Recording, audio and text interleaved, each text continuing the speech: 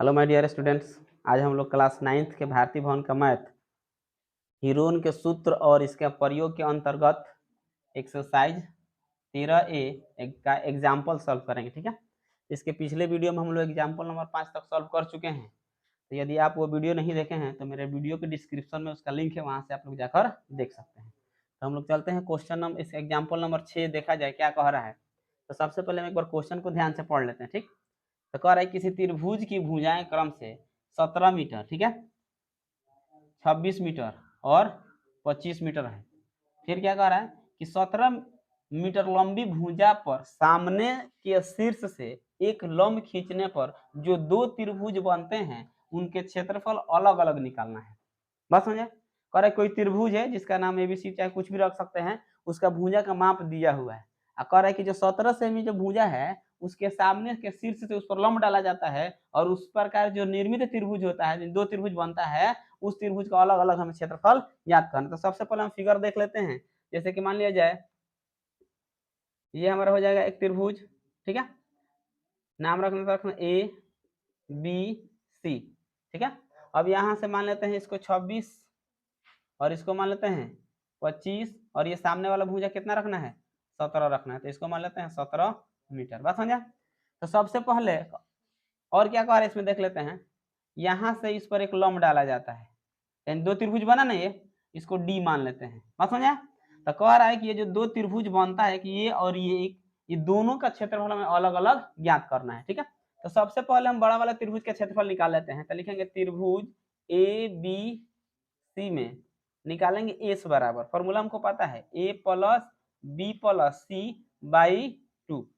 यहाँ से देख लो, किसी को कुछ मान लेते हैं, ABC मान लेते हैं इसको, तो मान लेते हैं कितना हो गया 26, आप प्लस कितना मान लें 17, आप प्लस उसको मान लेते हैं 25, बट्टा में कितना हो जाएगा 2। अब सबको जोड़ दिया जाए तो हो जाएगा 7 5 12, अब 12 6 कितना हो जाता है 18, 18 के 8 हाथ में 1, 2 1 3 और 3 2 5 कितना हो जाएगा 6, और यहाँ से 2 काट दिया जाए कितना हो जाएगा 34। तो इसका जो मान निकला है कितना निकला है 34 निकला है। अब निकाल लेते हैं त्रिभुज का क्षेत्रफल। तो त्रिभुज ABC का क्षेत्रफल root under S into s minus b s minus a into s minus b into s minus c. अब यहाँ इसका मान रख लिया जाए, एस का वैल्यू कितना है 34 आया है ना, तो 34, फिर यहाँ पर 34 रखेंगे एस के जगह पर, ए के जगह पर कितना है कोई भी रख सकते हैं, यानी कि 26 रख लेते हैं। फिर हो जाएगा एस के जगह पर हमारा कितना 34 और बी के जगह पर रख लेते हैं 17, फिर हो जाएगा एस के जगह पर कितना है 34 और सी के जगह पर रख देते हैं 25। ये इधर उधर भी रहेगा तो कोई दिक्कत नहीं है, लेकिन हम जिसको ये माने उसको मानकर चलते हैं इसी तरह। अब आगे देख लेते हैं। यहाँ हो गया हमारा 34, अब यहाँ से घटा लेते हैं तो 14 में से 6 जाएगा तो कितना बचेगा 8 बचेगा ना, यहाँ से 8 बच गया। अब यहाँ देख लेते हैं, यहाँ कितना बचेगा 17 बचा जाएगा, यहाँ से देखा जाए तो कितना बचेगा 34 में से 25 घटा ले तो 9 बचा। ठीक, अब यहाँ पर हम लिख सकते हैं ऐसे, यानी कि 34 को हम लिख सकते हैं 2 गुने 17, 8 को लिख सकते हैं 2 गुने 2 गुने 2, ये 17 है, और 9 को हम क्या लिख सकते हैं 3 गुने 3। बात समझ रहे ना। तो देख लेते हैं कौन कितना है, जो डबल होगा उसको बाहर एक बार लिखेंगे, तो ये भी डबल है और ये भी यहाँ पर डबल है, तो दोनों को बदला हम 4 होगा तो 2 को लिखेंगे ना। उसके बाद देख लिया 3 भी डबल है तो इसको भी हम 1 लिख सकते हैं, 17 भी डबल है तो इसको भी 1 लिखा जा सकता है। ठीक है, अब यहाँ से देख लिया जाए 17 × 51, 51 दूनी 100, 102, 102 दूनी कितना आ जाएगा 204। तो इसका जो क्षेत्रफल है आ जाएगा 204 मीटर स्क्वायर, सॉरी आंसर नहीं है, यानी कि इसका क्षेत्रफल निकल है, किसका इस बड़ा वाला त्रिभुज का क्षेत्रफल निकल गया है। अब चलते हैं यहाँ से हम क्या करते हैं, एक और काम किया जाए। अब यहाँ से हम फिर इसी त्रिभुज का क्षेत्रफल लेके चलते हैं। त्रिभुज का क्षेत्रफल बराबर हो जाएगा हमारा कितना 204। अब यहाँ से हम क्या करेंगे 1/2 आधार गुणा ऊंचाई वाला के सहायता से इसका जो ऊंचाई है उसको निकाल लेते हैं। ठीक है, तो यहाँ से इसको निकाल लेते हैं तो त्रिभुज का क्षेत्र क्या जाएगा 1/2 गुने आधार गुने ऊंचाई बराबर हो जाएगा 204। 1/2 आधार हमारा 17 है ना, तो यहाँ पर हो जाएगा 17, ऊंचाई हमारा क्या है AD है, AD निकालना है चाहे ऊंचाई भी लिख सकते हैं 204। तो यहाँ हो जाएगा AD बराबर 204, ये 2 ऊपर जाएगा और 17 कहाँ जाएगा नीचे आ जाएगा। अब इसमें से भाग दे देते हैं तो हो जाएगा 17 एकम 17, कितना 3 बचेगा, 17 दूनी 34, यानी कि एडी का जो वैल्यू आ गया कितना आ गया 24 मीटर आ गया, यानी कि ऊंचाई हमारा जो ये भुजा है ये कितना निकल गया 24 मीटर निकल गया। बात समझा।